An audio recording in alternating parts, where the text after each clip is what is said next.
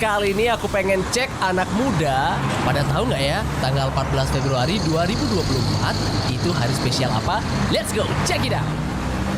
Yo bro, 14 Februari 2024 ada apa? Valentine lah.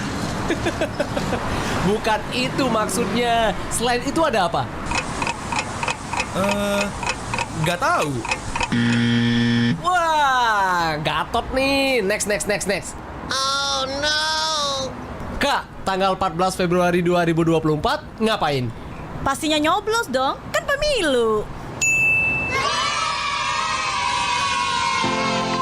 Catat, 14 Februari 2024 adalah hari penting pemilu Indonesia untuk memilih anggota DPR, DPD, serta DPRD, memilih presiden maupun wakil presiden, dan pemilihan kepala daerah. Jangan lupa ya.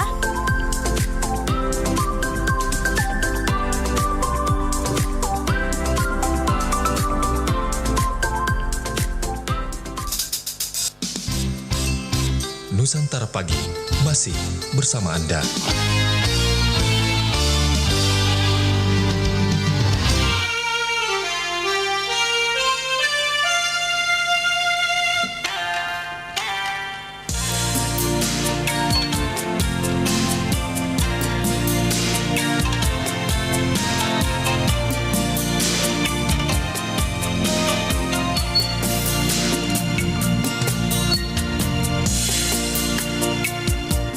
Iya, selamat pagi. Sari Batang Malabirigu. Kita sekarang masih di Nusantara Pagi ya.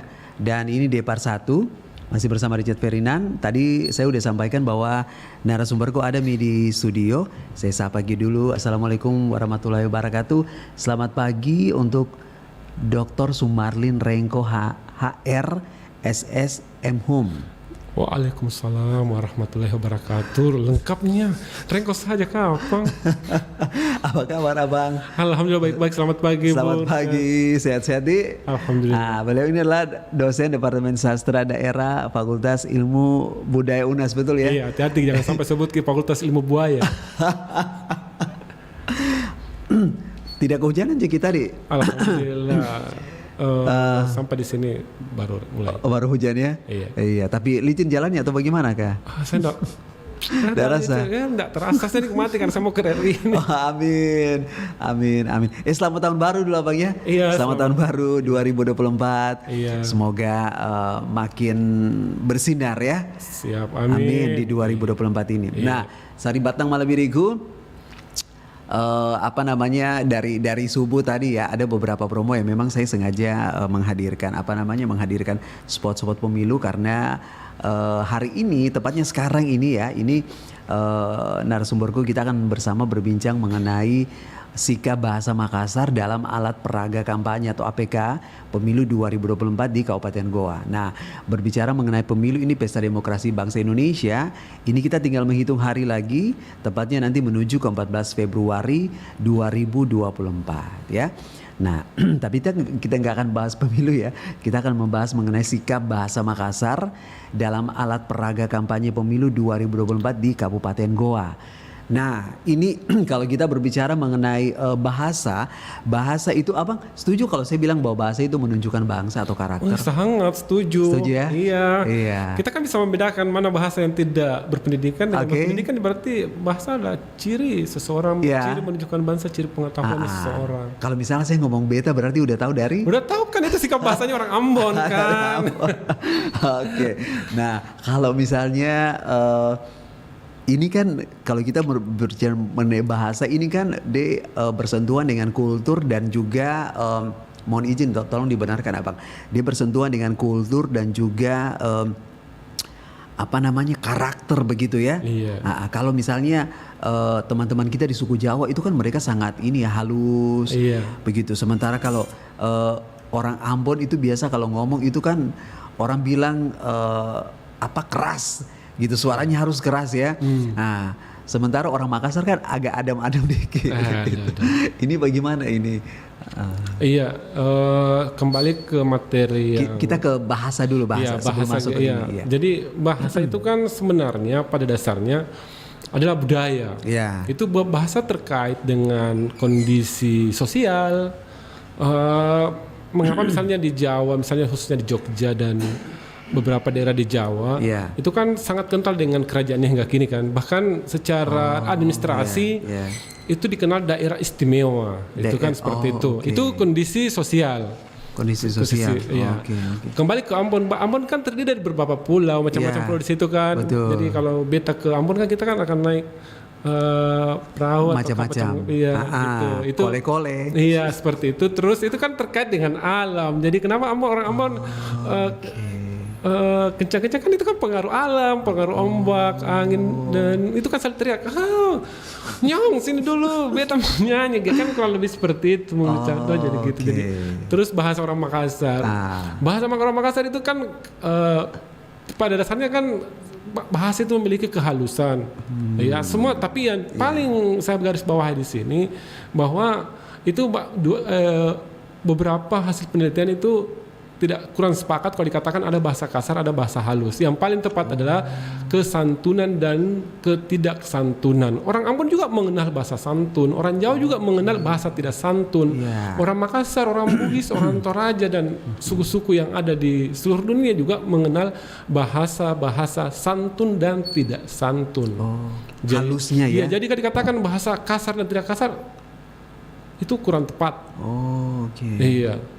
Berarti ada etika bahasa, kesantunan dan ketidaksantunan. Kesantunan dan ketidaksantunan. Iya. Nah, kalau santun itu kan berarti dia halus ya. Iya. Jadi kita tidak bisa mengatakan bahwa itu kasar. Bahasa Makassar itu kasar. Tunggu dulu, yang mana dikatakan kasar. Kalau kita misalnya teks-teks sastra Makassar itu memang orang Makassar itu tidak romantis, laki-lakinya tidak romantis itu. Tidak romantis. Jadi beberapa hasil penelitian secara ilmiah ini sulit sekali menemukan bahwa lelaki Makassar itu sangat romantis.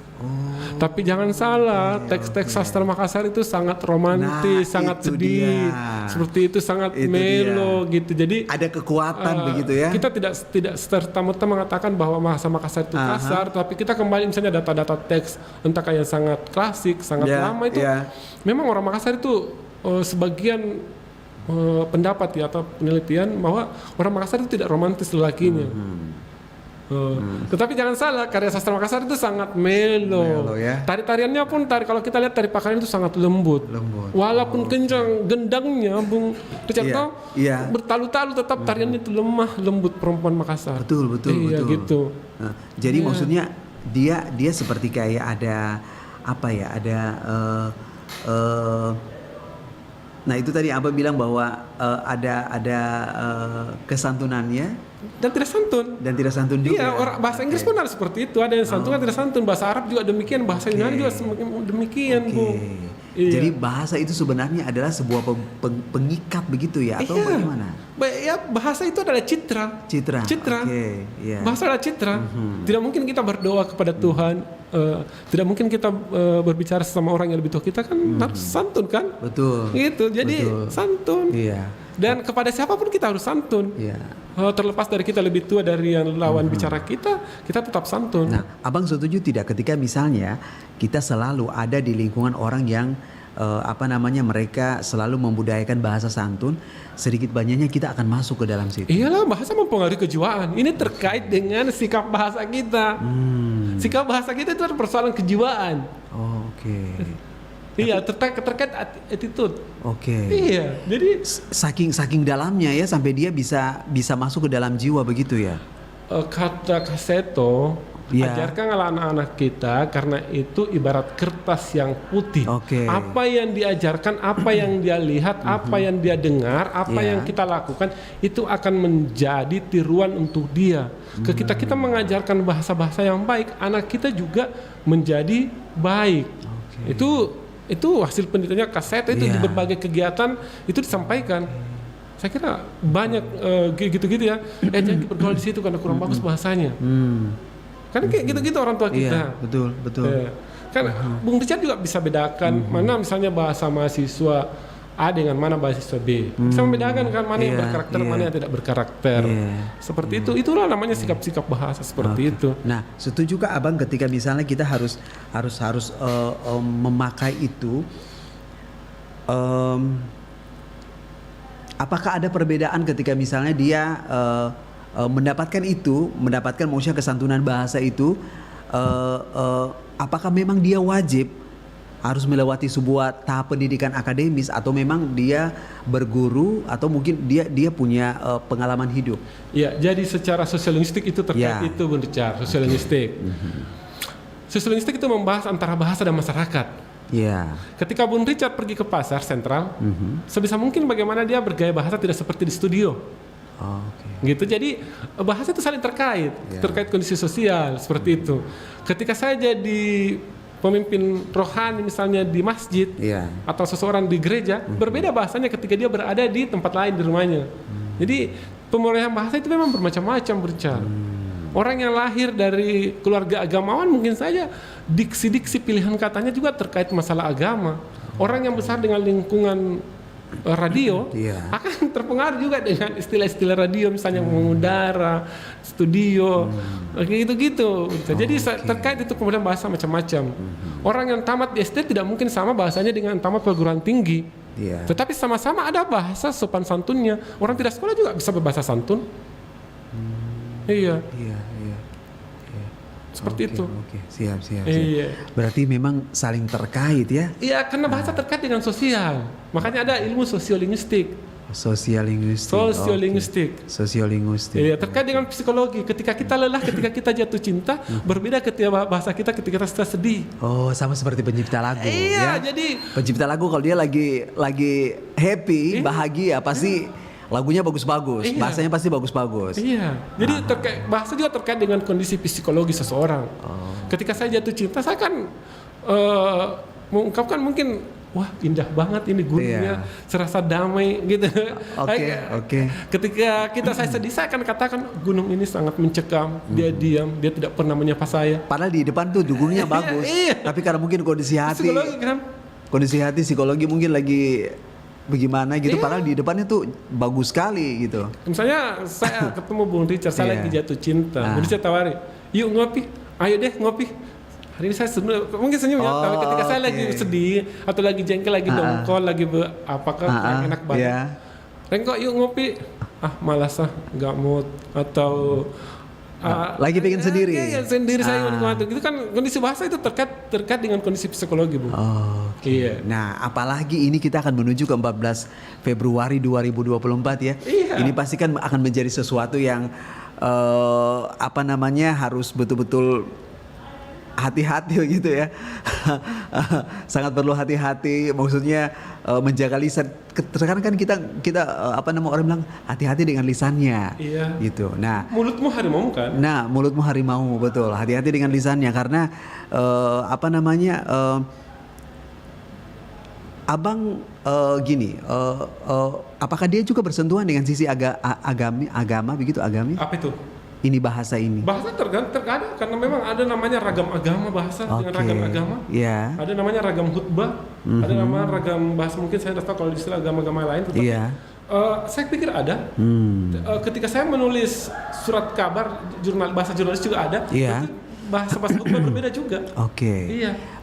Ucapanmu, bahasamu adalah doa. Doa, iya.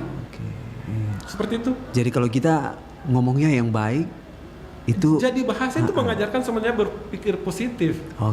Ya, ketika kita mau lontarkan, ayo deh semangat, di jalan ini kita nikmati perjalanan dengan hujan. Itu kan positif. Ayo deh jalan, kita nikmati hujan rame-rame. Malas pergi hujan. Itu kan tidak semangat. Itu terkait bahasa itu. Jadi bahasa itu mempengaruhi pikiran, mempengaruhi kesehatan juga. Tidak ada dokter itu mengatakan engkau akan sekarat sebentar. Tidak ada dokter, tapi lewat bahasa dia akan mengatakan ibu akan baik-baik saja, ibu akan menikmati hidupnya hari ini, ibu bisa menikmati minumannya hari ini, silahkan nikmati. Tidak ada seorang dokter itu menakut-nakuti lewat kata-katanya. Makan apa aja? Makan Maki. Silakan, apa saja yang kita bagus mau. Ini. Bagusnya ibu senang sekali saya lihat hari ini semakin kuat berjalan. Kan Leo tidak pernah katakan itu. Leona ibu datang hari ini kontrol. Kenapa begitu? Kan tidak, itu kan bahasa itu adalah pembangkit semangat, Bung. Iya. Oke, berarti dia menggambarkan begitu banyak ya, begitu banyak begitu banyak situasi dan kondisi, begitu Bang ya. Oke, nah berarti kita udah mulai masuk nih ke menuju ke sikap bahasa Makassar. Sikap bahasa Makassar dalam alat peraga kampanye pemilu 2024 di Kabupaten Goa. Nanti kita akan bahas sisi berikutnya Abang ya. Ini menarik sekali ini. Menarik sekali. Maka tadi saya mencoba untuk memberikan gambaran dulu kira-kira sampai sebegitu pentingkah bahasa ini mengambil peran dalam alat peraga kampanye pemilu 2024. Nanti di Kabupaten Goa kita bahas setelah yang satu ini. Jangan keren kemana-mana. Sekali nih pendahuluannya tadi Bung. Keren pendahuluannya. Mantap sekali pendahuluan. Oke, jangan kemana-mana Saripata malam minggu.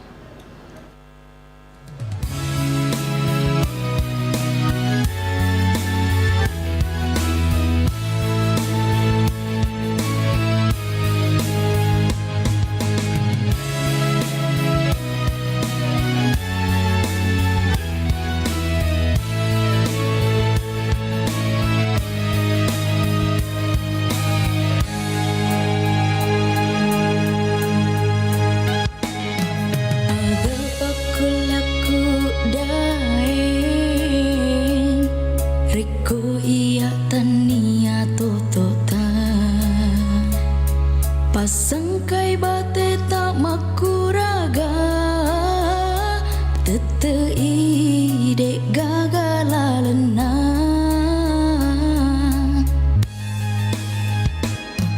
beneng ti sendiri adeku nule tak lebih rengi soro sabatau marepeku iya mi wedding wewasi bali sabatau marepeku iya mi wedding wewasi bali Loni sapa pada ta maelo tarima ki madecen reko iya tarenduan meti wae tasi denatang keki pajaji aku nareko memang engkau tota tajemi aleku mapacing pala bakna turusi elona tau pajaji aku sabaraki mata jeng odae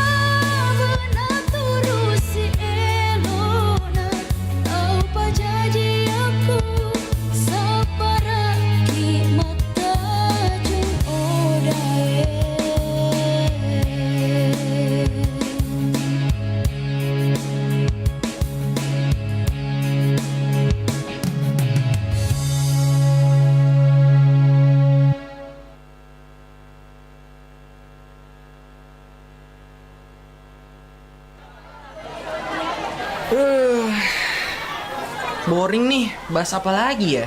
Gak tahu nih, boring juga gue. Lex, lo udah punya pilihan gak di pemilu nanti? Enggak, gua nggak mau milih, Mai. Loh, kenapa? Milih pemimpin kita itu penting loh. Emang sepenting apa sih? Sampai sekarang juga nggak ada perubahan tuh. Justru karena itu, Ton, kita sebagai generasi pemilih pemula harus turut ambil bagian menentukan pemimpin masa depan kita. Terus cara milihnya gimana?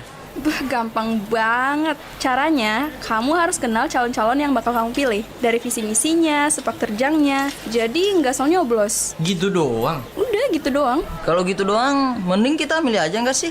Sekalian, biar kita jadi penentu haluan masa depan bangsa. Iya, tapi ingat, jangan ikut-ikutan. Tentuin pilihan kamu dari sekarang. Dan jangan lupa gunakan hak pilih kita dengan bijak tanpa ada intervensi dari pihak manapun. Oke deh, 2024, ayo kita milih. Kuy! Tiba waktunya untuk gunakan hak pilih kita. Salurkan aspirasi bersama demi bangsa. Ayo semua kita memilih yang terbaik untuk negeri ini. 5 menit kita memilih, 5 tahun kan kita jalani.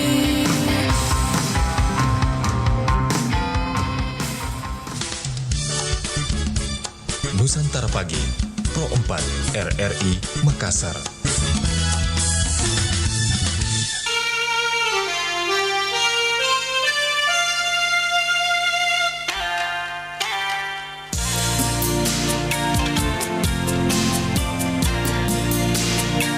Iya, Saribatang Malabiriku, mari akhirnya kita menuju ke tema besar kita, sikap bahasa Makassar dalam alat peraga kampanye pemilu 2024 di Kabupaten Goa. Kenapa bahasa Makassar yang dipilih, Abang?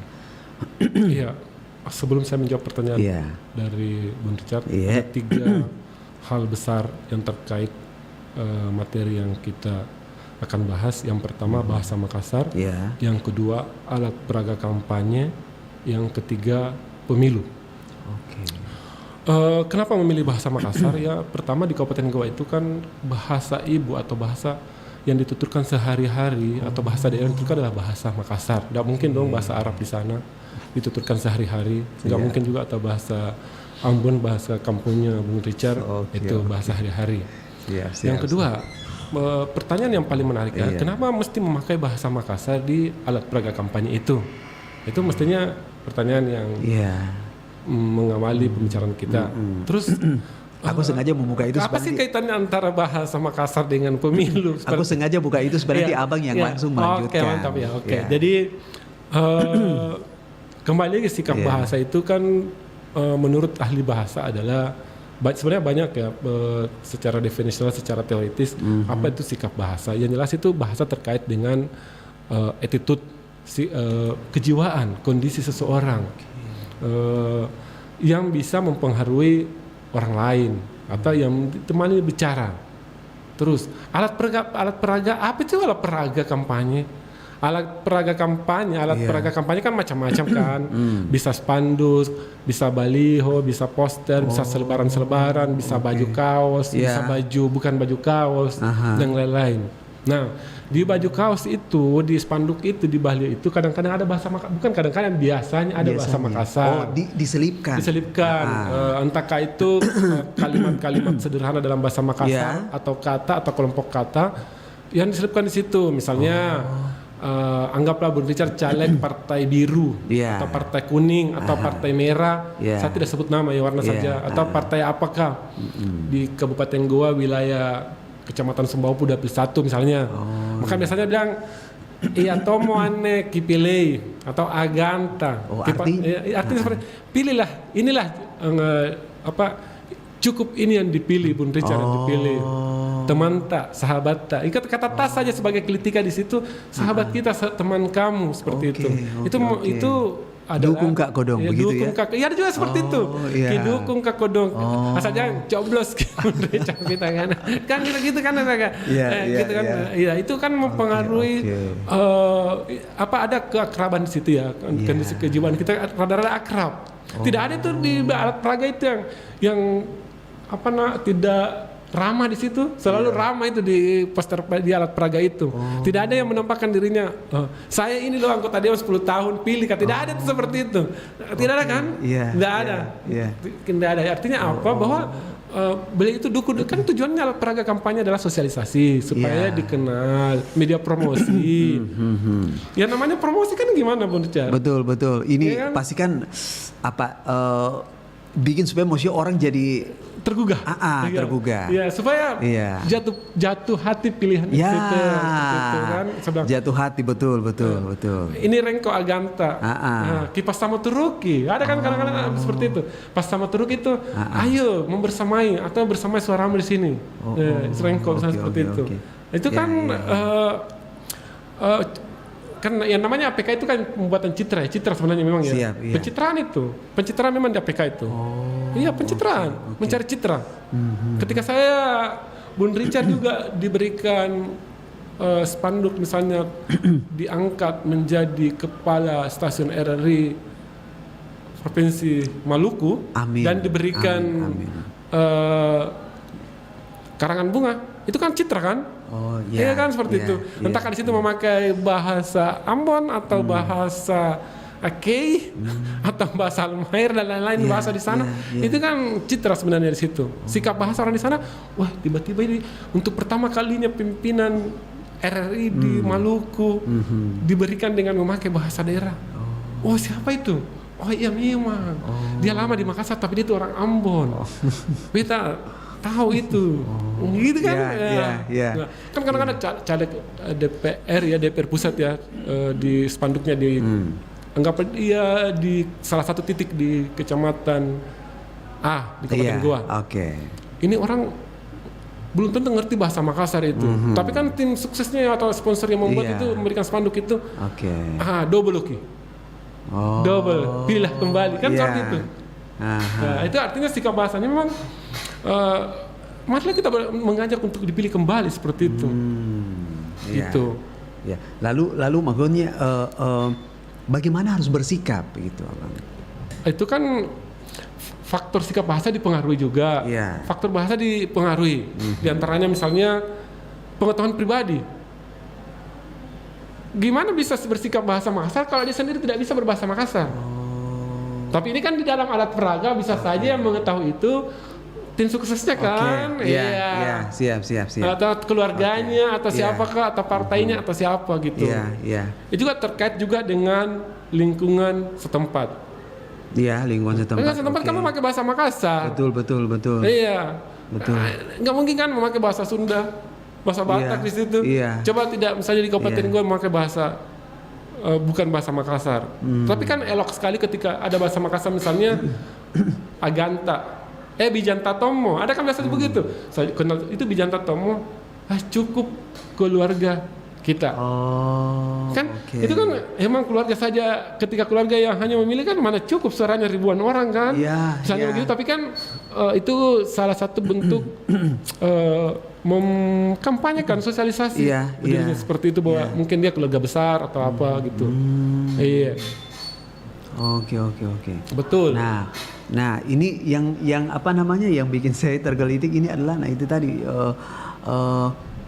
bahasa-bahasa ini diramu dan dimodifikasi sehingga akhirnya menjadi sesuatu yang ya itu tadi Abi bilang kita sama tadi tidak kenal ini, tapi maksudnya dengan bahasa itu akhirnya dia bisa mencuri hati kita. Betul, bisa saja kalau memang alat peraga kampanye itu pada dasarnya mempengaruhi sosialisasi. Ia mengajak ibarat iklan di media-media televisi atau di koran-koran atau mungkin di RRI beriklan orang kan seperti itu untuk menggugah tertuju kepada kalau barang ya produk kan. Tapi kalau misalnya kan APK ini tujuannya memang satu coblosan, satu contrengan atau satu suara. Satu suara. Nah kemudian bagaimana ini ya bahasa Makassar ya? Bagaimana bahasa Makassar ini dia yang tadi abang sempat bilang bahwa bahasa itu kan citra. Bagaimana bahasa Makassar ini bisa mencitrakan sehingga akhirnya APK ini di pemilu di Kabupaten Goa akhirnya menjadi sesuatu yang bisa menyejukkan hati begitu. Iya, pada dasarnya memang sangat menyejukkan hati kata-kata. Kalau kita lihat kata-kata itu sangat bagus, sangat lembut. orang Makassar bilang pora memantongi kanak-kanak. Sangat indah, sangat elok kata-kata yang tertulis di situ. Abang, sebelum lebih lanjut, apakah memang kata-kata ini sebelum akhirnya digaungkan begitu ya, itu apakah memang mereka apa harus ada ritual dulu, doa-doa dulu atau bagaimana gitu, Abang? Saya kurang paham kalau ada ritual atau doa, tapi saya pikir kalau doa ya ada kan. Sebelum jadi caleg kan pasti kan didoakan sama keluarganya, direstui kan. Tetapi kalau ritual saya kurang tahu karena kita kan objeknya hanya membahas di alat peraga kampanye itu. Misalnya Pro 4 RRI FM, kata bari bahasa ini kan ada juga sikap bahasa di sini. Bari bahasa cobe-cobe kelong tarong, makelong, gade-gade tumandar, sipatokong. Ini kan semuanya sikap bahasa daerah semua. Jadi seperti itu juga. Jadi kita tidak mengetahui apakah ada ritualnya RRI sebelum memasang alat peraga ini. Seperti itu. Iya. Nah, lanjut tadi yang itu, yang mana itu? yang tadi sempat terputus itu. Bagaimana bahasa ini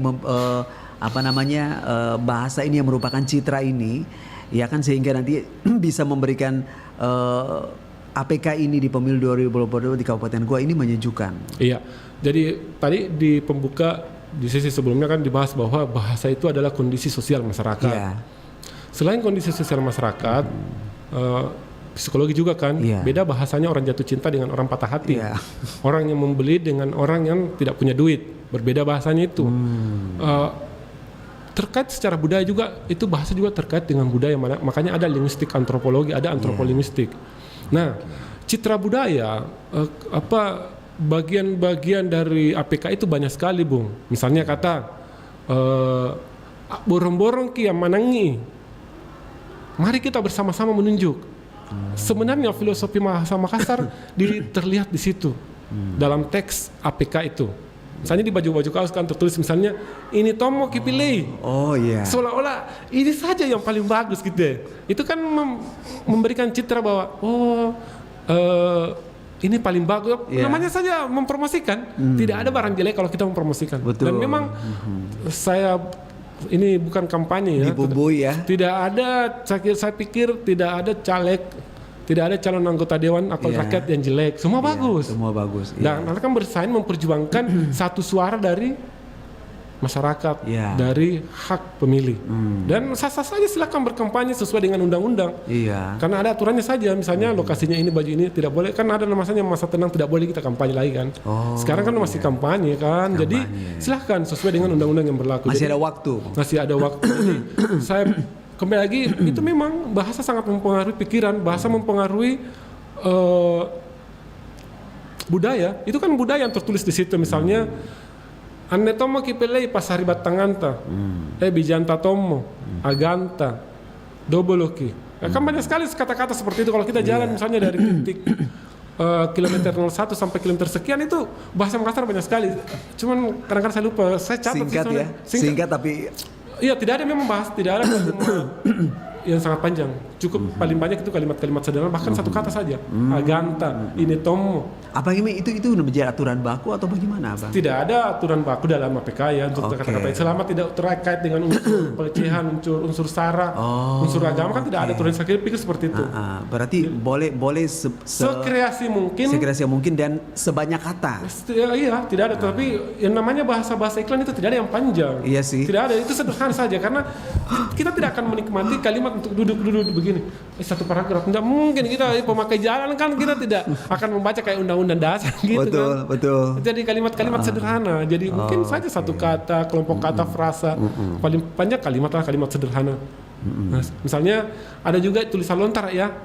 Pas sama tu kuminasai pas sama turukan tarikat tengaseng. Saya sangat mengimpikan kebersamaan sekeluarga semua. Seperti itu kan tiba-tiba. Siapa ini? Saya sudah diharapkan kita ini sekeluarga untuk memilihnya. Kita kenal saja enggak misalnya seperti itu kan. Tetapi karena ada filosofi tulisan lontar lagi. Itu sikap bahasa Makassar yang cukup dalam. Berarti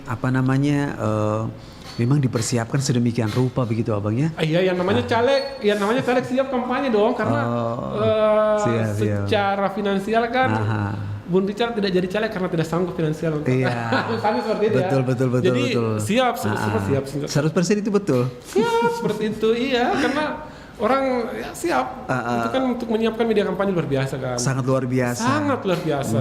Kalau itu dijadikan misalnya beras untuk orang miskin, tidak bisa lewat itu kayak gudang di situ. Oh ya? Iya, karena luar biasa itu. Betul. Karena ada laporannya kan masuk berapa. Kan ada laporan secara kita telah masuk ini ya, Bas ya. Siap. Iya, jadi artinya di APK itu bukan budget yang sedikit, bukan biaya yang sedikit, tapi luar biasa. Bikin itu aja lumayan. Lumayan luar biasa itu. Iya. Berarti percetakan ini ya lagi berpesta juga ya. Iya, selamat untuk. Maksudnya berikan berkah juga buat mereka. Iya, jadi kan saling terkait seperti itu. Jadi memang saya punya relasi tempat membuat salat seperti itu masuk di pasca pandemi kan. Iya. Lesu, kemarin betul. Lesu. Sekarang masuk lagi pesta pemilu untuk kita semua ya. Jadi pesta pemilu bukan cuma caleg, tapi masyarakat, percetakan. Ya, tidak semua itu semua warga negara silahkan berpesta menikmati nih. Pestanya kita warga Indonesia. Iya, yang penting kita tetap jaga kebersamaan ya, karena perbedaan itu indah gitu. Oke. Nah, Abang setujukah ketika saya harus bilang bahwa bahasa Makassar inilah salah satu bahasa yang paling lengkap? Karena maksudnya di situ ada apa ya? Ada mungkin ada unsur-unsur doanya, ada mungkin juga unsur-unsur permohonannya, sehingga akhirnya memang fokusnya ke bahasa Makassar atau bagaimana? Di dalam memoriku, Bung Richard ini tanya saya persetujuan. Tercatat kurang lebih satu tangan mungkin untuk pertanyaan kelima ini apakah setuju? Saya mesti jawab setuju saja ya. Itu saja. Iya, bahasa Makassar itu memang cukup unik ya. Di antara bahasa-bahasa daerah lain. Maksudnya bahasa daerah lain juga punya keunikan. Iya, dan kami juga maksudnya orang yang di luar dari Makassar ketika mempelajari lagunya itu sebenarnya mudah. Iya, betul. Bahasa Makassar itu sangat kaya dengan motivasi. Kaya dengan pesan moral. Kaya dengan pendidikan karakter, karena sebenarnya apa yang tertulis di APK itu pendidikan karakter sebenarnya situ. Jadi ketika mungkin anak-anak yang usia sekolah hanya membaca Pasari Batangang misalnya, Si Pamanakang, kadang-kadang bahkan tidak mengerti apa maksudnya, tapi ketika musim menyambut pesta demokrasi, anak-anak sekolah itu melihat ada bahasa Makassar seperti ini. Itu sangat mengedukasi sebenarnya, membantu pemerintahan bahasa Makassar. Kembali pertanyaan Bung Richard, apakah setuju bahasa Makassar itu sangat lengkap? Saya kira setuju. Memang bahasa Makassar sangat kaya dengan keunikannya ya, pikir seperti itu. Bisa kita nikmati tadi berikan contoh misalnya teks-teks sastranya, teks kelongnya, termasuk kelong juga ya. Kaya sekali sastranya itu luar biasa. Kita mendengar saja misalnya lagu Angin Memirik karya yang telah menciptakan itu keren sekali tuh. Misalnya lagu-lagu yang era belakang, misalnya karya saya sebut orang ya, misalnya Anto Sarro ya, eranya Iwan Tompo apalagi, Ancilarici itu luar biasa hebat sekali. Itu sangat kaya dengan motivasi-motivasi karena kritik-kritik sosial, pendidikan keluarga, tentang anak bagaimana menghargai orang tua mendidik anak, kaya sekali. Abang setuju enggak ketika saya bilang bahwa dengan hadirnya bahasa-bahasa daerah Makassar ini di APK itu secara tidak langsung juga ikut melestarikan anak-anak kita supaya maksudnya mereka tetap ini loh bahasaku. Ya, ini pertanyaan ke-6 untuk setuju ya. Saya sangat setuju. Menurut contoh. Jadi dengan hadirnya sikap bahasa Makassar di APK itu mengedukasi ya. Bukan cuma anak-anak yang edukasi, mungkin saja saya juga juga diedukasi. Ternyata sangat penting ini bahasa Makassar karena citra bahasa Makassar di publik di masyarakat itu, andai kan tidak baik tidak dipasang di situ, tidak dicetak secara massal kan, saya kira baik, itu sangat bagus, mengedukasi, mengajak, menjaga kebersamaan. Pas sama Turkang itu kerjasama tanpa membedakan ras, agama itu, saya pikir begitu. Pas sama Turkang kan, misalnya Bung Richard tinggal di Goa, itu kan kita saling menjaga, saling mencintai, saling menghargai seperti itu. Yang itulah cerminannya bahasa Makassar pas sama Turkang itu. Nah, kemudian titik besar pagi hari ini yang Abang sampaikan terkait dengan tema ini kita? Yang pertama, pastinya terkait dengan pemilu ya. Iya. Tadi Bung Richard di awal bukan membahas pemilu, tapi pada dasarnya kita tidak apa-apa membahas pemilu, karena pemilu itu milik masyarakat, bukan milik pribadi. Jadi lewat pesta pemilu bahasa Makassar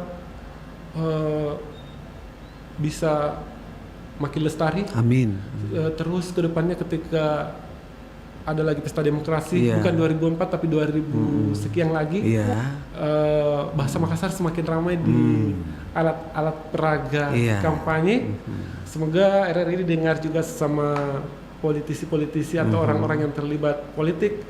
Silahkan tulis dengan indah bahasa-bahasa Makassar untuk mendidik generasi-generasi kita. Betul. Bisa saja anak-anak yang membaca hari ini, mereka lah yang akan menggantikan politisi-politisi yang hebat kita di negeri ini, karena apapun tanpa menghilangkan bahasa daerahnya. Iyalah, karena kan negara ini menjamin bahasa daerah. Kuasai bahasa asing, utamakan bahasa Indonesia, lestarikan bahasa daerah. Jadi masing-masing ada porsinya. Kita tidak saling tidak saling mengambil ruangnya. Masing-masing ada ruangnya. Ada role-nya. Ranahnya. Masing-masing ada ranahnya. Pro 4 ada, Pro 2 ada, Pro 3 dan lain-lain ada, Pro. Yang penting Pro kebaikan. Seperti itu. Oke, Pro kebaikan. Iya. Kita masih boleh kayak ini tambah 1 jam lagi. Boleh lah. Setengah jam lagi kan. Iya. Bukan setengah jam, si jam. Si jam. Si jam 1. Sekali. Sekali, oke. Pin ruang 2 kali. Jadi hari ini aku belajar lagi ya? Iya, sama-sama belajar. Bukan belajar, karena saya tidak pantas mengajar Richard. Sama-sama mengingatkan maksudnya. Harusnya begini. Begitu. Singkam aja sama-sama belajar. Jadi maksudnya biasa kalau orang ngomong, saya udah kata ini artinya ini, kata ini. Iya. Dan itu sangat indah sebenarnya. Bukan setengah jam, si jam. Oke. Makanya sebenarnya lebih gampang, maksudnya aku mempelajari lagu bahasa Makassar ini, kemudian dia punya dialek-dialek juga, ceko-cekonya juga sebenarnya agak mudah. Saya punya mahasiswa orang penutur bahasa Tae dan Rekang sana. Saya pernah bertanya di ruang kuliah. Kan mereka belajar bahasa Bugis, bahasa Makassar. Lebih mudah mana belajar bahasa Makassar dengan bahasa Bugis?